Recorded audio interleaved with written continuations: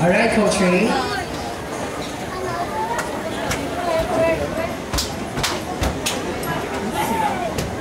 The good thing about Calamba branch is that when they, attend events like this, they're in one color.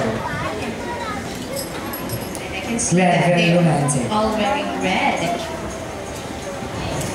Congratulations, Calamba, and thank you. All right, so to announce the top achievers from Cubao branch, may I call upon on stage once again, Mr. Louis Bartolome, the head of Cubao branch. And now for the Voyarex 2011 Top Achievers of Cubao branch.